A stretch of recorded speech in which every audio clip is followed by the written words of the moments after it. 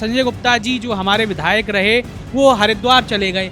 हरिद्वार में उन्होंने वहाँ पर रहना शुरू कर दिया, मेयर का टिकट मांगना शुरू कर दिया। तो इसलिए हमको जो है यहाँ इस बार आना पड़ रहा है और हम चुनाव लड़ना चाह रहे हैं कि लक्सर की जनता फिर कहाँ जाएगी। लक्सर की जनता हमारे पास आ रही है, तो इसलिए हम दावेदारी कर रहे हैं। रात को 8-9 बजे जाता हूँ, दिन भर तो क्षेत्र में रहता हूँ।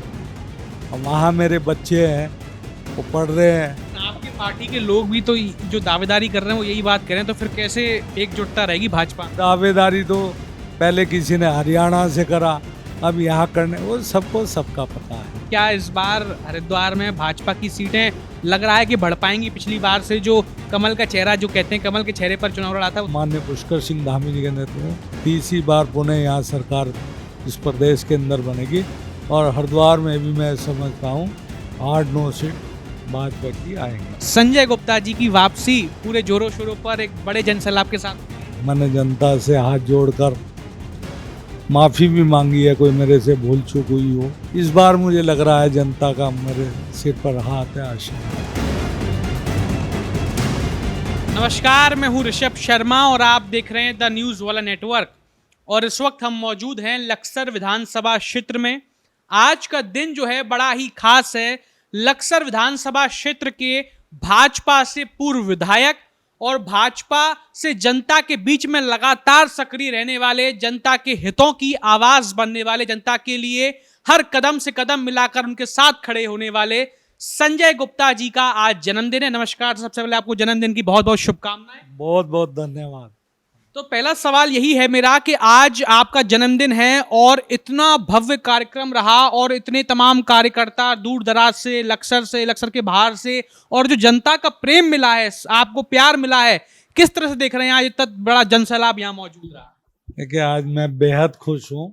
मुझे बहुत खुशी है कि आज मेरे जन्मदिन के अवसर पर मैं समझता हूँ 1 सप्ताह से लगातार बारिश होने के बावजूद, और आज मेरा कार्यक्रम 12 बजे से शुरू था और 12 बजे ही मूसलाधार बारिश ये सुल्तानपुर में हुई और मुझे एक बार लगा कि मेरा प्रोग्राम कहीं कैंसिल ना हो जाए, लेकिन भगवान की ऐसी असीम कृपा रही जिससे बारिश 15-20 मिनट में ही होकर रुक गई और ट्रेंड जो भीग गया था वो दोबारा हमने लगाया और जनता का हुजूम मुझे आशीर्वाद देने के लिए इस कदर उमड़ा, उससे आज मैं बहुत प्रसन्नचित हूँ।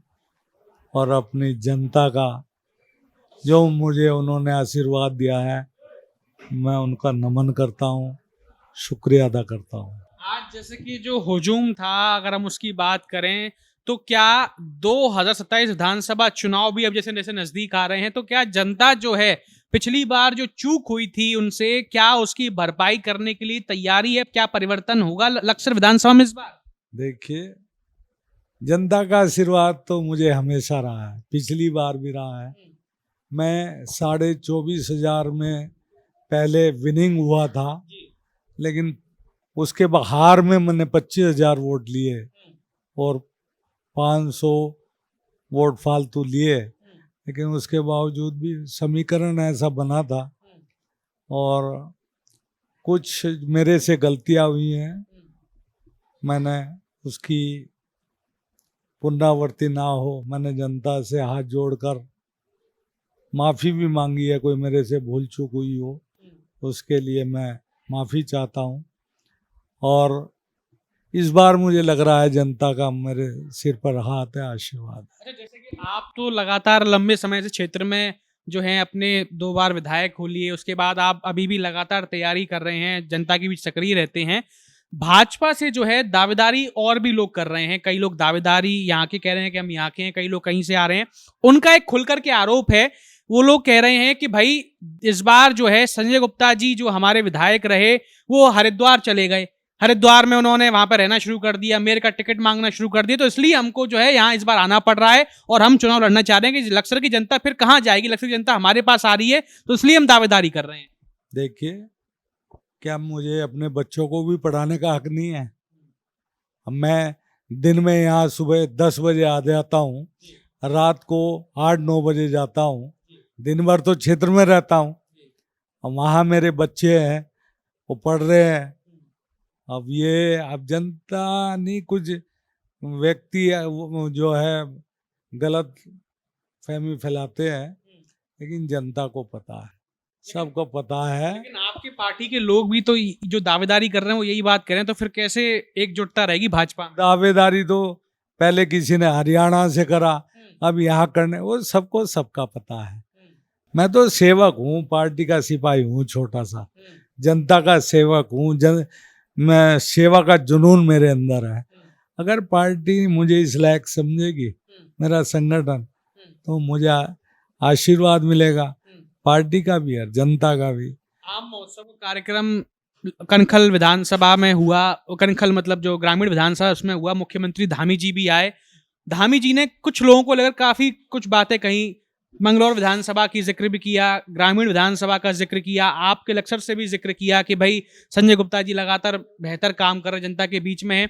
उन्होंने खुलकर के बात की, उन्होंने कहा कि पिछली बार जो भाजपा को नुकसान हुआ विधानसभा हरिद्वार जनपद में, वो काफी गहरा नुकसान था, इस बार उसकी भरपाई कर दी जाएगी। उन्होंने कहा कि इस बार जिसको सिंबल मिलेगा, जिसको टिकट मिल जाएगा, जिसके नाम पे ठप्पा लग जाएगा, सबको उसका ही साथ देना है और सबको उसके साथ खड़े होना है। तो क्या लग रहा है कि वास्तविक में पिछली बार जो एक आपसी मतभेद हो गया था, कलह हो गई थी, इस बार वो कुछ नहीं दिखाई देगी, सब ठीक रहेगा? कोई कलह नहीं है, कोई मतभेद नहीं है, सब हम एक है, सारी पार्टी एक है, सारे कार्यकर्ता एक है।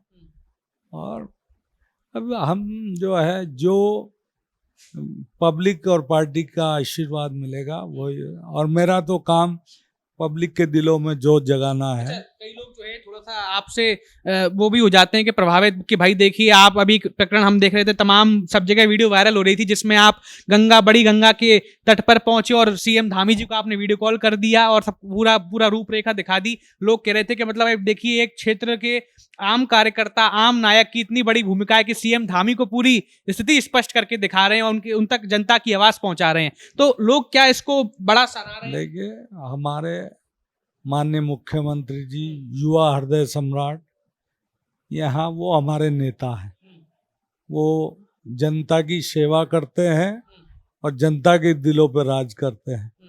अब यहाँ एक जघन्य अपराध हुआ था, एक बहुत ही युवा लड़के को उसकी हत्या कर दी गई थी, उसको मारकर मोटरसाइकिल में बांधकर बड़ी गंगा में डाल दिया गया था। हजारों लोग बहुत परेशान थे। मेरे मन में आया, मैं क्यों ना मैं माननीय मुख्यमंत्री जी को ये अवगत कराऊं, और मैंने जरा सा उनको वो डाला मैसेज, उन्होंने तुरंत वीडियो कॉल की और मैंने जनता को दिखाया और वहाँ जो है वस्तु स्थिति से अवगत कराया। तो तब उन्होंने सख्त निर्देश पुलिस प्रशासन को दिए, हरिद्वार पुलिस प्रशासन को, और पुलिस प्रशासन ने भी बहुत तन्मयता के साथ 24 घंटे के अंदर वो उसका खुलासा किया। मैं अपने यशस्वी माननीय मुख्यमंत्री जी का भी दिल से धन्यवाद करता हूं और अपनी पुलिस प्रशासन का भी, उन्होंने ये काम एकदम अभी जो है आपने देखा कि अभी 2-3 दिन पहले ही भाजपा मुख्यालय पर हरिद्वार जनपद के तमाम जो विधायक हैं, तमाम जो कार्यकर्ता हैं, भाजपा के जो प्रभारी हैं, तमाम उन सबकी मीटिंग बुलाई थी।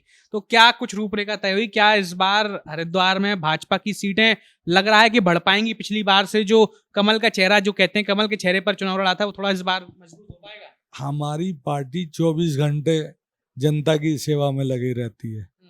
ये नहीं कि हम चुनाव के समय में ही अपनी पार्टी को खड़ा करने का काम करते हैं, हमेशा हमारी पार्टी सेवा में लगी रहती है और मीटिंगें होती रहती हैं।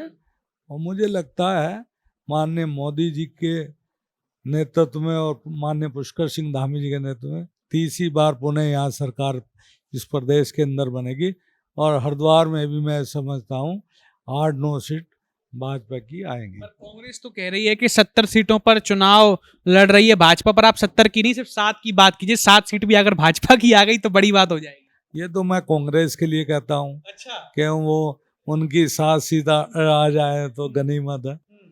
हाँ, उनका तो वैसे ही आपस में सिर फुटअव्वल हो रखी अभी है। आपने देखा कि उन्होंने एक नया मुद्दा और छेड़ दिया है कि हल्द्वानी में जो है मल्लिकार्जुन खड़गे जी आए थे और वो कह रहे हैं कि भाजपा वालों ने शुद्धिकरण करवा दिया, मतलब दलित का अपमान कर दिया, एक बड़ा मुद्दा बना दिया है। हमारी पार्टी तो दलित हितैषी है। अब हमारी यात्रा निकल रही है, संत शिरोमणि रविदास जी की यात्रा हम वो कर रहे हैं।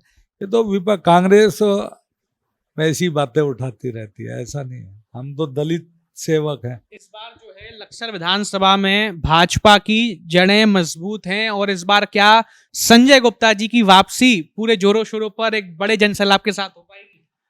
अब जनता का आशीर्वाद मुझे प्राप्त है, मुझे लगता है, और जनता की मैं सेवा करूंगा।